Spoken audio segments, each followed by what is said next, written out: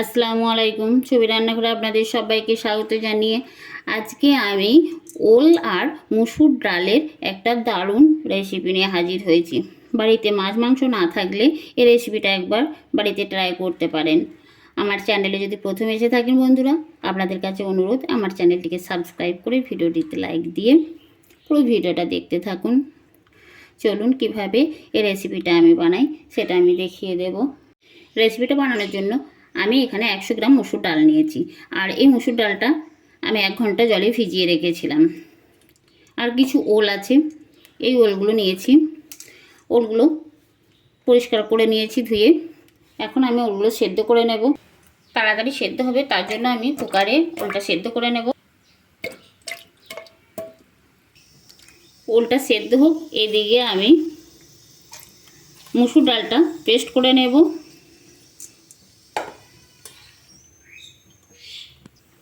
চারটে লঙ্কা, অল্প একটু জল দেব। আমি এটা মিক্সে পেস্ট করে নিচ্ছি। মসুর ডালটা পেস্ট করে নিয়েছি। কাঁচা লঙ্কা দিয়ে মসুর ডালটা খুব সুন্দরভাবে পেস্ট হয়েছে। ওলটা সেদ্ধ হয়ে গেছে।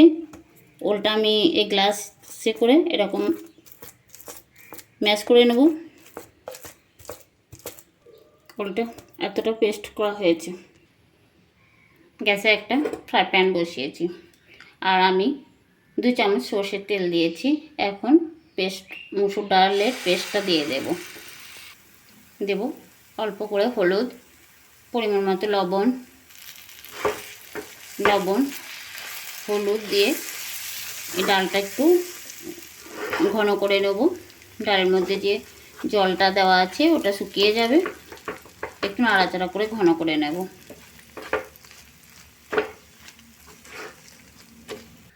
গ্যাসটা লো ফ্লেমে রেখে আমি একটু নাড়াচাড়া করে নিলাম।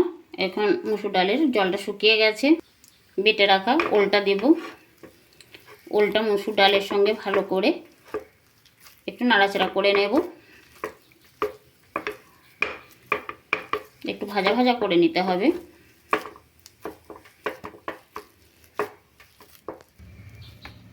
গ্যাসের ফ্লেমটা লো ফ্লেমে রেখে আমি এইভাবে একটা শক্ত ডো বানিয়ে নিয়েছি। এখন হয়ে গেছে, আমি গ্যাসটা বন্ধ করে দেব। আমি এই থালাটার মধ্যে একটু সাদা তেল লাগিয়ে নিয়েছি। এখন এই ডোটা দিয়ে দেব। মসুর ডাল আর ওলের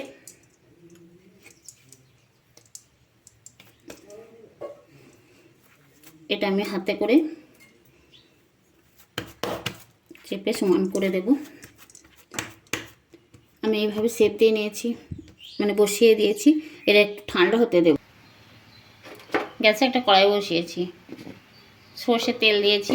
দেব একটা আলু, আমি একটা বড় সাইজের আলু ডুমো ডুমো করে কেটে নিয়েছি। হলুদ, লবণ, আলুগুলো ভাজা হয়ে গেছে, তুলে নেব। এটা ঠান্ডা করে নিয়েছি, পুরোপুরি ঠান্ডা হয় নাই, হালকা ঠান্ডা হয়েছে, হালকা গরম আছে। হাতে সময় থাকলে ঠান্ডা করে নিতে পারেন, কিন্তু আমি এটা শেপ দিয়ে নেব।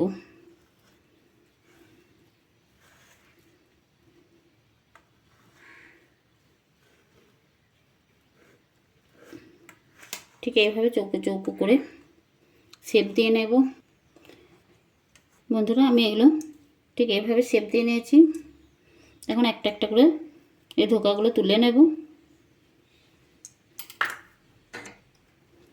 ধোকাগুলো, ওলের এই ধোকাগুলো এরকম চৌকো চৌকো শেপ দিয়ে নিয়েছি। আলু ভাজা হয়ে গেছে, আলু তুলে নিয়েছি। ওই কড়াইয়ের মধ্যে আর একটু তেল দিয়েছি। এখন ধোকাগুলো দিয়ে দেব। ধোকাগুলো এইভাবে ভেজে নেব। ধোকাগুলো ভাজা হয়ে গেছে, আমি তুলে নেব। আমি ধোকাগুলো ভাজা হয়ে গেছে, কড়াইয়ে দিয়েছি 2 চামচ সর্ষের তেল।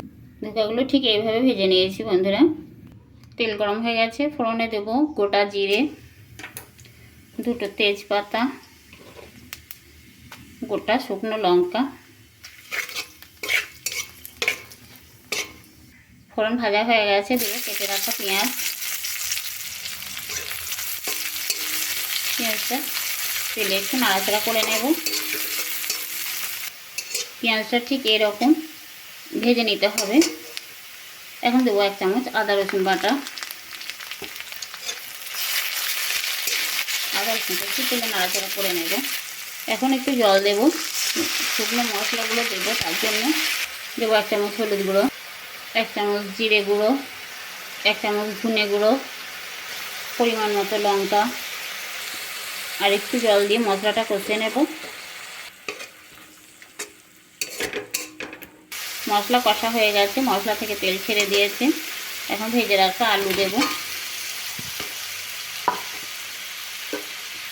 আলু দিয়ে একটু মশলার সঙ্গে কষে নেব। দেব পরিমাণ মতো লবণ।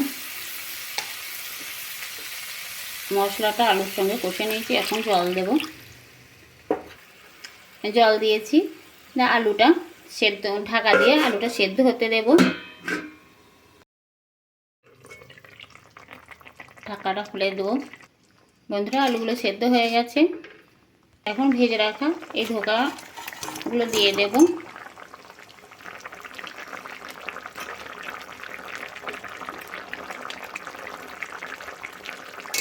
দু মিনিট জাল করে নেব, তাহলে আমার তৈরি হয়ে যাবে ওলের ধোকার ডালনা। প্লিজ বন্ধুরা, এইভাবে একবার বানিয়ে দেখবেন। পাশে যে ধোকার পিসগুলো ছিল সেগুলো ভেজে নিয়েছি, আর এগুলো শুধু খেতেও দারুণ লাগে, দারুণ লাগে বন্ধুরা। 2 মিনিট পর আমি গ্যাসটা বন্ধ করে দিয়েছি। বাড়িতে থাকা উপকরণ দিয়ে খুব সহজভাবে আমি রেসিপি বানিয়ে দেখাই। আর এই যে ওলের এই রেসিপিটা আপনাদের কাছে শেয়ার করেছি।